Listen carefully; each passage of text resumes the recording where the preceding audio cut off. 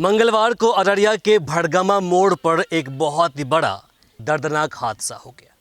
उस हादसे में पति पत्नी की मौत मौके पर हो गई। पति पत्नी दोनों की एक साथ मौत हो जाना बहुत ही बड़ा दर्द छोड़ गया है। मिथिलेश कुमार, रंजू देवी अपने पीछे 3 बच्चे छोड़ गए। अगर उनमें से यानी कि मिथिलेश और रंजू देवी दोनों में से किसी एक व्यक्ति की मौत हो जाती तो उनके जो बच्चे हैं किसी प्रकार से अपना ज़िंदगी वो जी लेते। लेकिन जिस प्रकार से दोनों की मौत एक साथ हो गई है, अब उनके जो बच्चे हैं, 3 बच्चे हैं, छोटे छोटे 3 बच्चे हैं, उनकी अब क्या होगी, आने वाले वक्त में जो उनका ज़िंदगी होगा कैसे कटने वाली है, वो देखने वाली बात है। इसी बात को लेकर के हम मिथिलेश जी के दरवाजे पर पहुँचे हैं। हम यहाँ की स्थिति के बारे में आपको रूबरू करवाएंगे और उस बच्चे से पूछेंगे कि आखिर अब उसका क्या भविष्य होगा। ये मिथिलेश जी का आंगन है, देख सकते हैं आप दृश्य के माध्यम से। 2 रूम है, एक में छोटे भाई रहते हैं या बड़े भाई रहते हैं, छोटे भाई रहते हैं, छोटे भाई रहते हैं, दूसरे में बड़े भाई रहते हैं। इस तरफ से भी कमरा है। और हादसा से ज़्यादा चौंकाने वाली बातें जो सामने आ रही है वो ये है कि मिथिलेश जी के माता पिता दोनों अभी जीवित नहीं हैं। उनके छोटे भाई हैं और छोटी भाई की पत्नी होंगी, शादी नहीं हुई है, तो उसकी शादी अभी नहीं हुई है।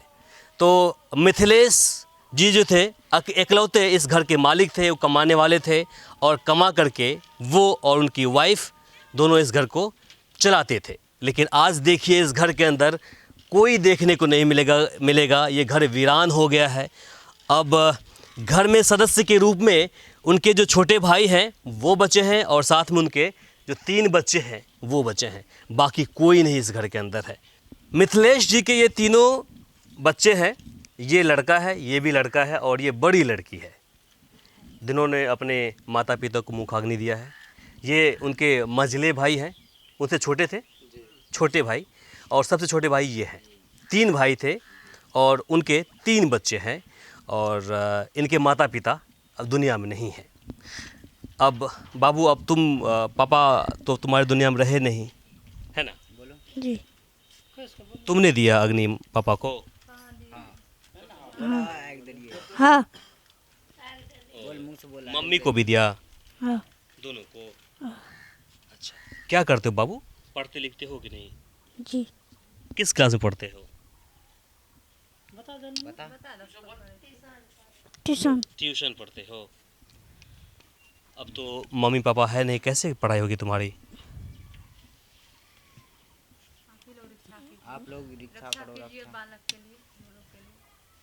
बोलो। बोल बेटा। ये उनके बड़ी लड़की है।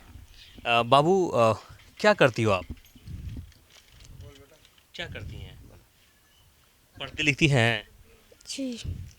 पापा मम्मी तब दुनिया में नहीं रहे, और फिर कैसे क्या होगा?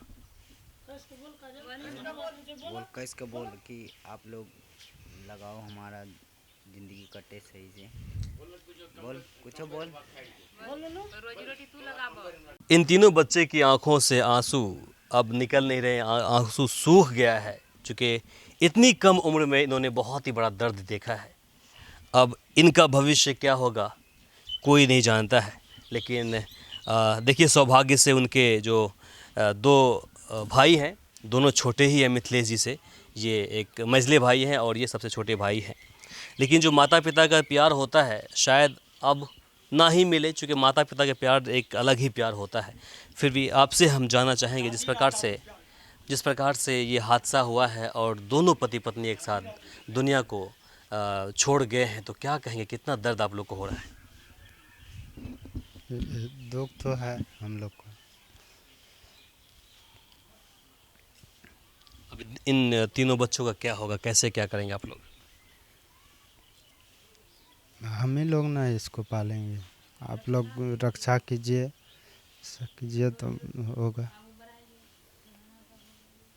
क्या काम करते हैं आप? गाड़ी चलाते थे आप? जी। ये जो घर है तो किनके कंधे पर था जिम्मेदारी? मिथिलेश रजक का। बड़े भाई। बड़े भाई था मिथिलेश रजक। आप अलग रहते हैं? जी। अच्छा अच्छा, हमारा घर उस साइड है। उस साइड है। जी। तो अब तो वो दुनिया में रहे नहीं, तो फिर आपको ही ध्यान देना पड़ेगा, जी हम देंगे दिया। है ना। जी। छोटे भाई आप हैं, आप बड़े भाई के साथ रहते थे जी, हम बड़े भाई के साथ में रहते थे, इसी घर में। इसी घर में रहते थे। अच्छा, क्या काम करते हैं आप? काम तो हम कुछ नहीं करते हैं, गरीब आदमी है, पंजाब दिल्ली कमाते थे और आते थे, बस भाई के पास रहते थे। इधर उधर खाते हैं, मजदूरी करते हैं, तब खाते हैं बस, और कुछ नहीं करते हैं। अब तो देखिए तीनों बच्चे हैं, आपकी जिम्मेदारी तो अब बढ़ गई। अब मेरा जिम्मेदारी बढ़ गया है, इस सबको देखेंगे। आप लोग दया कीजिए तो, और आप लोग कुछ मदद करिएगा तो इसका जो है आगे बढ़ा देंगे, इसका जो होगा कर देंगे। आप लोग करिएगा, हम लोग भी करेंगे इसका। तो आपके जो पिताजी थे, माताजी थी, तो कितने समय पहले गुजरे? 8-10 साल हो गया। कैसे अपनी मौत से मरे हैं, या फिर कोई मतलब हादसा हो गया, या फिर बीमार? बीमार था जी। पापा को पैरलेस था, अच्छा। उसी में गुजर गया। कितनी उम्र से इन्होंने काम करना शुरू कर दिया था आपके बड़े भाई? बड़े भाई तो 15 साल से कर रहा था काम। अच्छा, कितनी क्लास तक पढ़े लिखे थे? इंटर तक पढ़ा हुआ था। और उनकी जो वाइफ थी वो? 9 क्लास। 9। जी। तो कल दोनों कहाँ जा रहे थे जो हादसा हो गया? बैंक जा रहा था। कहाँ? भरगावा। जी। लोन जो किस्ती समूह चलता है वही पैसा जा रहा था जमा करने। भाभी कुछ थी उसमें? आपकी भाभी कुछ थी उसमें? जी। क्या थी वो? था। सीएम थी वो? जी। तो उन्हीं को लेकर के आपके भाई साहब जा रहे थे? जी। तो कैसे हादसा हुआ, क्या जानकारी मिली आप लोग को वहाँ पर? हम लोग को तो जानकारी मिला, इधर से जा रहा था, वहाँ पे बालू का ढेर था। बालू का ढेर था रोड रोड पर। अच्छा। और उसी पे गाड़ी चढ़ गया, उल्टा साइड ऐसे गिर गया भाई। अच्छा। और उधर पीछे से ट्रक आ रहा था पूरा स्पीड में, चढ़ा के ऊपर से चला गया। पीछे मतलब इस तरफ से आ रहा था ट्रक, या सामने से? रानीगंज के तरफ से आ रहा था, पूर्व से। आपके जो भाई है उधर, वो भी उधर से आ रहे थे? जी। हाँ हाँ, उसी रास्ते से था। अच्छा। जी। उसके बाद फिर वो सामने वो जो, अच्छा, वो जो गिट्टी और बालू जिनका भी था रोड पर, तो उन पर कार्रवाई नहीं हुई? ये तो अभी तो कुछ नहीं हुआ सर। आवेदन दिया आपने थाने में? जी दिए हैं। जिस तरह से हादसा हुआ है, जानकारी मिल रही है कि रोड पर बालू और गिट्टी रखा हुआ था, उसी पर जो इनकी गाड़ी की जो टायर थी वो उस पर स्लिप कर गई। इसके बाद रौंद दिया गाड़ी ने। तो क्या कहेंगे ऐसे लोगों को? एकदम बालू गिट्टी वाले का गलती है। यदि वहाँ पे बालू गिट्टी नहीं होता तो आज ये हादसा नहीं होता। एक्चुअली उस पर गाड़ी चढ़ गया, एक तरफ तो ऊंचा हो गया, एक तरफ से ऊंचा हो गया, एक तरफ से पैर जो जिधर से रोड था उधर से पैर उसका जुम नहीं पाया, गाड़ी लेके गिर गया। पीछे ट्रक था, चढ़ा दिया। तो ये गलती, सबसे बड़ा जिम्मेवार वो है। हत्या, समझ लिया, हत्या क्या है। कौन थे आपके मिथिलेश जी? हमारा भतीजा था। भतीजा था? भतीजा था। तो बड़े भाई का लड़का था? हाँ, बड़े भाई का लड़का था। जो हादसा हुआ है उसके बाद उसकी मौत हो गई, तो फिर अब कैसे क्या होगा? उसकी बाल बच्चा जो पीछे छूटा हुआ है, वो बाल बच्चा को हम देखेंगे। हमने वो बाल बच्चा को उसको रक्षा करेंगे। इसके अलावा आप लोगों से निवेदन है कि यही हमारे बच्चा को रक्षा करने का रक्षा चाहिए। हमारा बड़े भाई का बच्चा था और हमारा वो भतीजा था। बहुत कठिन से उसको पढ़ा लिखा करके अपना घर में उसको कुछ उधर डॉक्टरी में लगाए थे। मजदूरी, समझो कि मजदूरी कर रहा था बड़ा डॉक्टर लोग ना। वो कमा करके अपना खाता पीता था, परिवार को पालता था, बच्चा को पढ़ाई लिखाई करवा था। बहुत डबल अन्याय हो गया कि ये दोनों आदमी एक बार चला गया। पहले माता पिता चले गए, उसके बाद अपना खुद चले गए। चला गया। पहले तो उसका माँ बाप गया, उसके पीछे ये चला गया दोनों आदमी। जैसे दोनों भाई भी और भौजाई भी चला गया। अब ये बेटा भी अब पुतोह भी चला गया, दोनों साथ ही एक बार मौत हुआ। अब क्या करेंगे, ये सरकार का आदेश मिलना चाहिए, कुछ रक्षा होना चाहिए वो बच्चा का देखते हुए। पर क्या बच्चा का नौबत है, अभी 15-20 साल को उसका पलना पड़ेगा। यही आप चाहिए, दया करिए वो बच्चा पर, यही हम कह सकेंगे और क्या कह सकेंगे। बहुत अन्याय वाला बात हो गया ये। क्या नाम हो आपका? जोगिंदर रजक। आपका नाम? ईरान रजक।